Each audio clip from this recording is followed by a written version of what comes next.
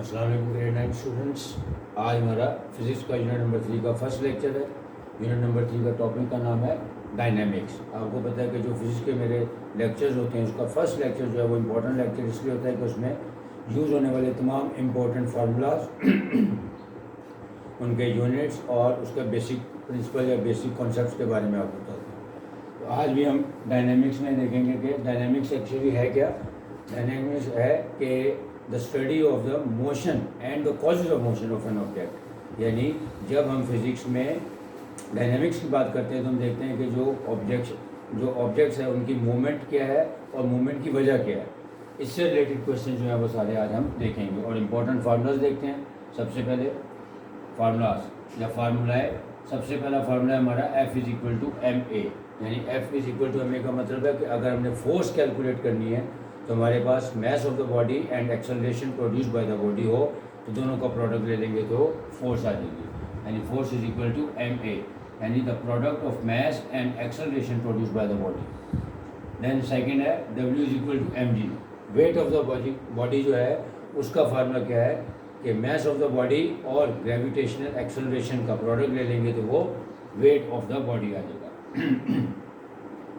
Next P show करता है momentum को। So momentum is equal to the product of the mass and the velocity of the body. इसका मतलब है देखें जो पहले तीन फार्मूलाज हैं उसमें फोर्स, वेट और मोमेंटम तीनों का ताल्लुक जो है वो मास ऑफ द बॉडी से है। मास ऑफ द बॉडी का जब प्रोडक्ट हम एक्सेलरेशन से लेंगे तो फोर्स आ जाएगी। जब ग्रेविटेशन एक्सेलरेशन से उसका प्रोडक्ट लेंगे मास ऑफ द बॉडी का तो वो वेट ऑफ द बॉडी आ जाएगा। सिमिलरली अगर हम उसकी वेलोसिटी या स्पीड से मास को मल्टीप्लाई कर देंगे तो वो हमारे पास the value of momentum generated by the body आ जाएगी।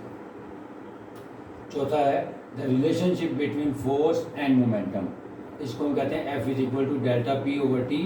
और डेल्टा पी का मतलब क्या है, चेंज इन मोमेंटम। यानी फाइनल मोमेंटम और इनिशियल मोमेंटम का जो डिफरेंस होगा उसको हम कहते हैं चेंज इन मोमेंटम। इसका मतलब है उसको हम डेल्टा पी भी कह सकते हैं। और अगर डेल्टा पी की वैल्यू को हम टी से डिवाइड कर दें तो फोर्स आ जाएगी। Next law of conservation of momentum. Law of conservation of momentum का मतलब क्या होता है, बुक में 2-3 किस्म के आइसोलेटेड सिस्टम दिए गए हैं, जबकि जो बुक की एग्जांपल दी हुई है वो दी हुई है गन और बुलेट के पॉइंट ऑफ व्यू से दी हुई है कि जब गन और बुलेट दोनों के मैसेज दिए होंगे और दोनों की वेलोसिटी दी होती हैं तो जब भी हमने law of conservation of momentum का बात करनी है, सपोज करते हैं कि जी जब एक गन से कोई बुलेट फायर की जाती है तो बुलेट को फायर करने से पहले और बुलेट को फायर करने के बाद जो दोनों का मोमेंटम होगा वो उसको कहते हैं हम इक्वल होता है। यानी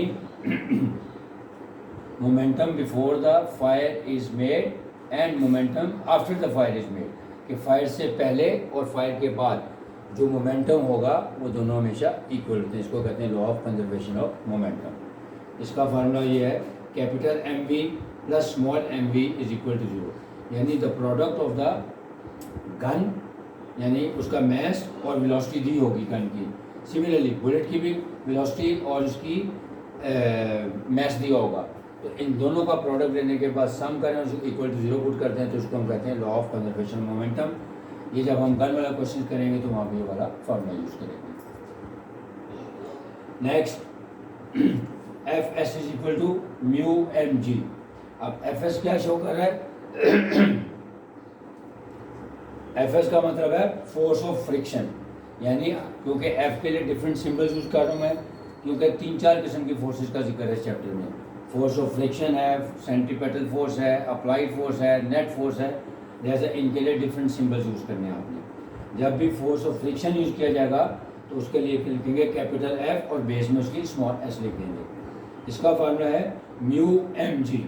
म्यू का मतलब है कोफिशिएंट ऑफ फ्रिक्शन गिवन होगा, उस कोफिशिएंट ऑफ फ्रिक्शन को वेट ऑफ द बॉडी यानी एम जी आपको पता है वेट ऑफ द बॉडी है, तो वेट ऑफ द बॉडी से कोफिशिएंट ऑफ फ्रिक्शन का प्रोडक्ट ले लेंगे तो उसको हम कहेंगे कि फोर्स ऑफ फ्रिक्शन आ जाएगी। इसलिए मैंने लिखा where mu is equal to the coefficient of friction. ये क्वेश्चन में बताया होता है।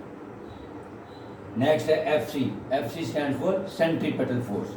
तो सेंट्रीपेटल फोर्स का भी फॉर्मूला है M V square over R. यानी मास ऑफ द बॉडी दिया होगा, वेलोसिटी या उसकी एवरेज स्पीड भी दी होगी और साथ रेडियस भी बताया होगा, क्योंकि सेंटीमीटर फोर्स का ताल्लुक है सर्कुलर पाथ पे जो चीज़ें मूव कर रही होती हैं उससे रिलेटेड है।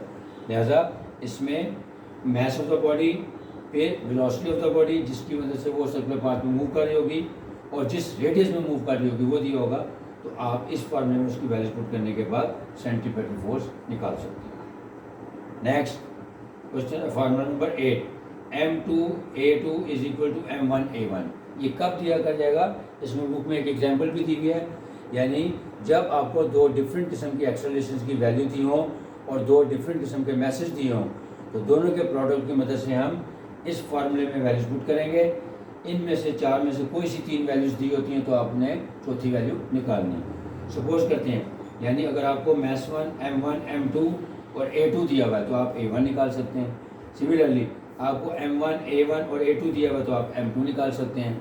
इसी तरह M1 A1 A2 दिया हो तो M2 निकाल सकते हैं। इसको यानी हम कहते हैं ये एक जैसे पैस्कल्स लॉ है, आगे जाके आप पढ़ेंगे कि जब भी आपको दो डिफरेंट किस्म के मैसेज और दो डिफरेंट किस्म के या एक एक्सेलरेशन की वैल्यू गिवन होगी और दूसरी एक्सेलरेशन की वैल्यू फाइंड करनी होगी, तब आपने इस फार्मूले की मदद से उसको सॉल्व किया। Question number formula number 9, net force is equal to applied force minus force of friction. यानी ये भी एक फार्मूला है कि अगर नेट फोर्स आपने निकालनी हो तो अप्लाइड फोर्स और फोर्स ऑफ फ्रिक्शन का डिफरेंस ले लें तो वो नेट फोर्स के इक्वल आती है। बुक के अंदर एक एग्जांपल है, बहुत इंपॉर्टेंट एग्जांपल है, उसमें ये कॉन्सेप्ट आपका क्लियर होगा। अभी मैं जब एग्जांपल्स करवाऊंगा तो शायद इसमें आज की एग्जांपल में शामिल। अब आते हैं बुक की इंपॉर्टेंट एग्जांपल्स की तरफ। सबसे पहली एग्जांपल है पेज नंबर 61 पे, मैं रीडिंग कर देता हूँ।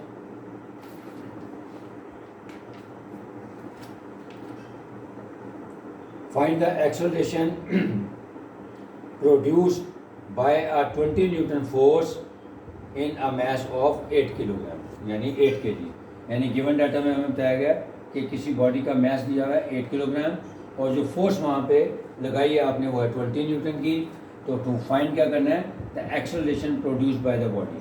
बहुत आसान सवाल है कि सबसे पहले आपने गिवन डाटा में देखें M है, A है और F है। अब लिखें यूजिंग फार्मूला, तो फर्स्ट फार्मूले की मदद से देखें उसमें F और M A तीनों है, तो जो चीज़ मिसिंग है वो हम कैलकुलेट कर लेते हैं। तो using formula F is equal to MA। अब इसमें हम वैल्यूज पुट कर देते हैं, यहाँ से वैल्यू निकाल लेते हैं। हमने फाइंड करना है A, तो A is equal to F over M। अब इसमें वैल्यूज पुट कर देते हैं। F है हमारा 20 डिवाइडेड बाय मास है 8 which is equal to 2.5 metre per square second. Hence the acceleration is 2.5 metre per square second. इसका मतलब है कि ऐसी बॉडी जिसका वेट 8 किलोग्राम है और उस पर आप 20 न्यूटन की फोर्स एक्सर्ट करते हैं तो जो एक्सेलरेशन प्रोड्यूस होगा that will be 2.5 metre per square second. Example number 2, same page पे। A force acting on a body of mass 5 kilogram produces an acceleration of 10 metre per second. यानी किसी body पे आपने जिसका मास 5 किलोग्राम है उसके ऊपर 5 किलोग्राम का मास था और आपने उस पर एक्सेलरेशन जो प्रोड्यूस किया वो है 10 मीटर पर सेकेंड।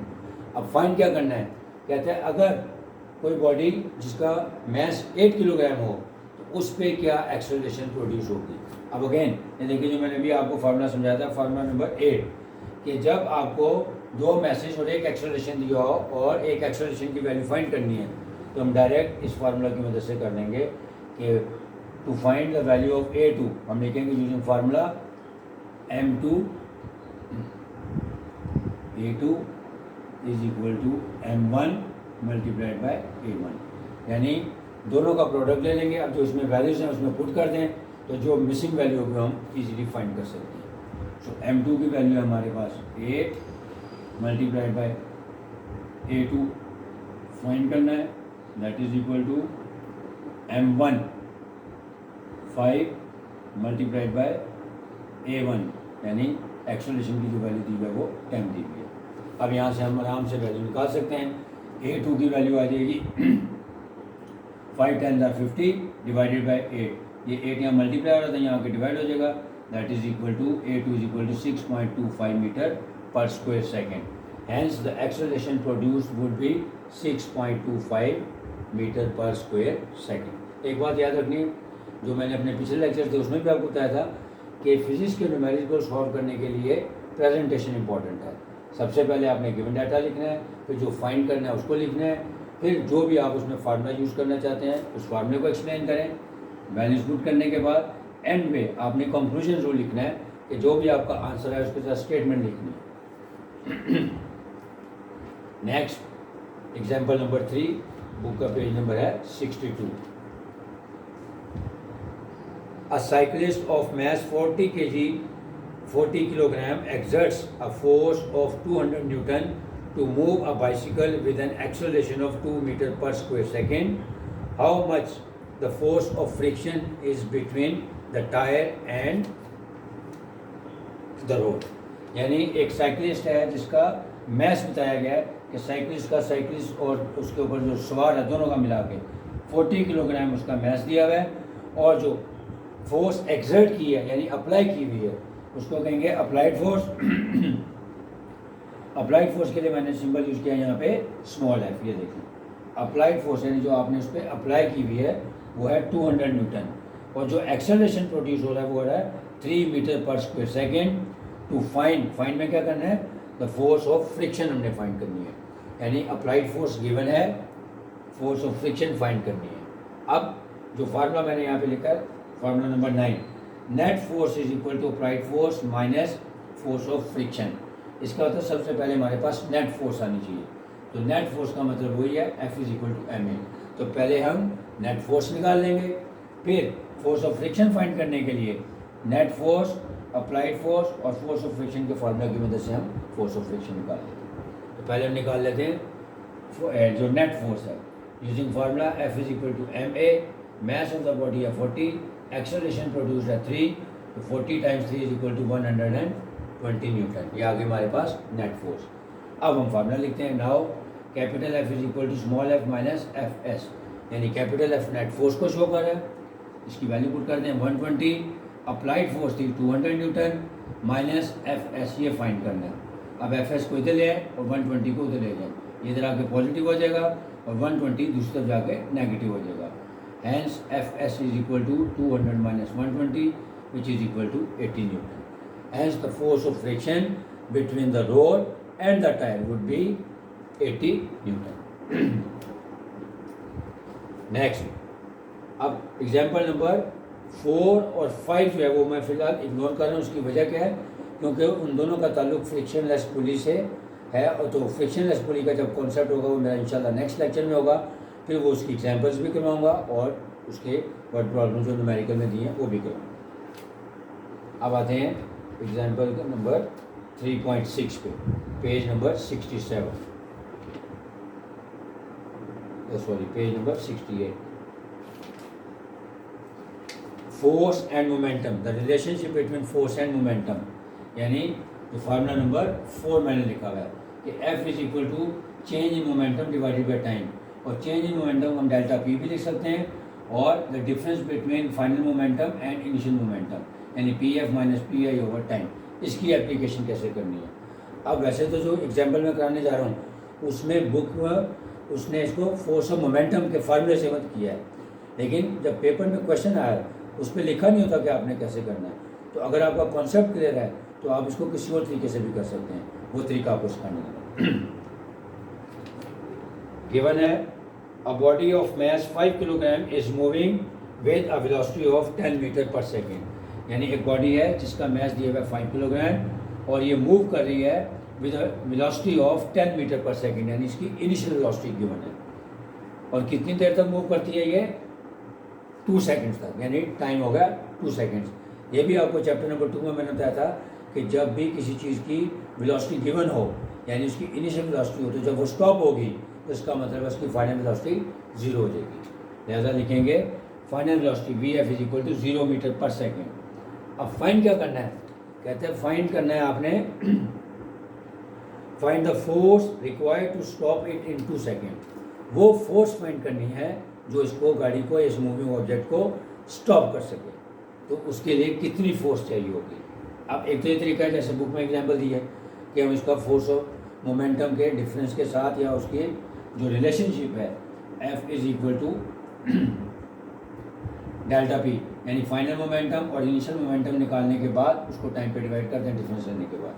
तो वो तरीका आसान है कि प्रोडक्ट ले लें, यानी पी एफ की वैल्यू आ जाएगी V F multiplied by M, P I की आ जाएगी M multiplied by V I, दोनों का डिफरेंस लें और 2 पे डिवाइड कर दें।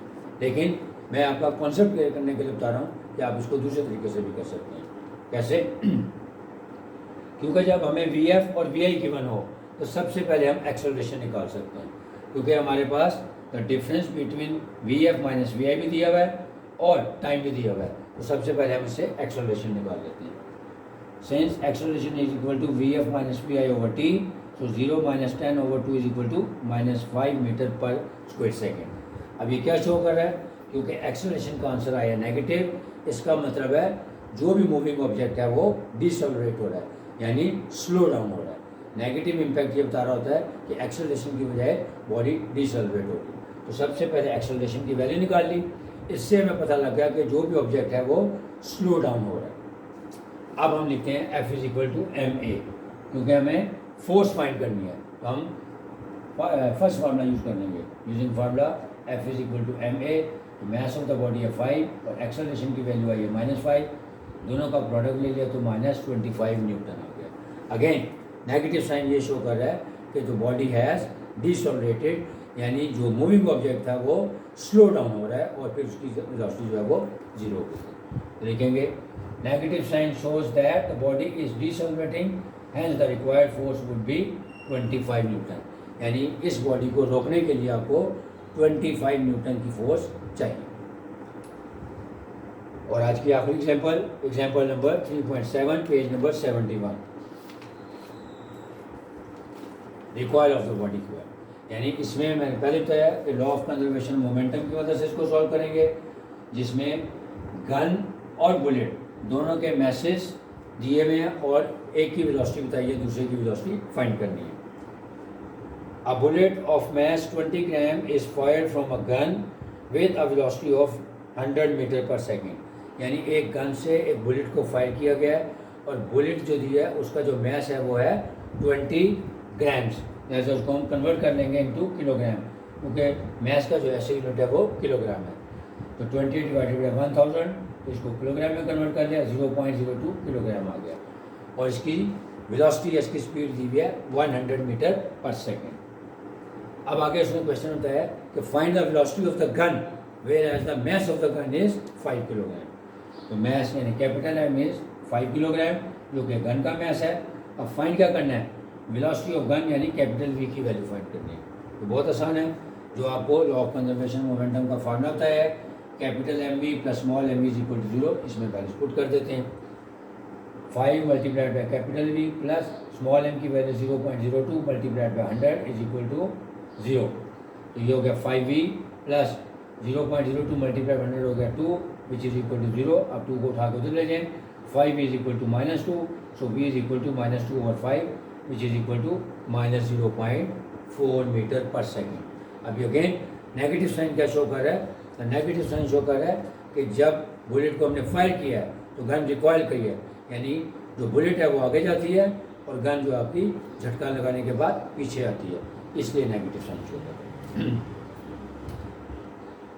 उम्मीद है आपको समझ आ गया होगा। इंशाल्लाह अब जो मेरा नेक्स्ट लेक्चर होगा उसमें मैं इसकी बुक की रिमेनिंग एग्जाम्पल्स और न्यूमेरिकल प्रॉब्लम्स करवाऊंगा, और फिर इसके बाद जो फ्रिक्शनलेस पुली वाले क्वेश्चंस हैं उसका कॉन्सेप्ट दूंगा और फिर उसकी न्यूमेरिकल्स उसकी एग्जाम्पल्स करवाऊंगा। एक दफ़ा रिवाइज कर देता हूँ कि जो ये फार्मूलाज हैं, ये फार्मूलाज आपने अच्छी तरीके से याद करने हैं। आपको फार्मूला आते होंगे तो आपने देखा कि फिज़िक्स के अंदर जो न्यूमेरिकल प्रॉब्लम्स हैं उसकी अंडरस्टैंडिंग अच्छी हो जाती है। आपने गिवन डाटे को अच्छे तरीके से पढ़ना होता है। सवाल को पढ़ने के बाद गिवन डाटा लिख लें, फिर देखें इस पर कौन सा फार्मूला अप्लाई करना है, वो फार्मूला लिखें और कैलकुलेटर की मदद से आंसर निकालें, और फिर कंक्लूजन में उसका रिज़ल्ट आप एक्सप्लेन कर दें और आपको इंशाल्लाह पूरे मार्क्स मिलेंगे। इंशाल्लाह अब नेक्स्ट लेक्चर में मैं वर्ड प्रॉब्लम्स और कुछ इंपॉर्टेंट एग्जाम्पल्स के साथ आपकी खिदमत दोबारा हाजिर होऊंगा। तब तक के लिए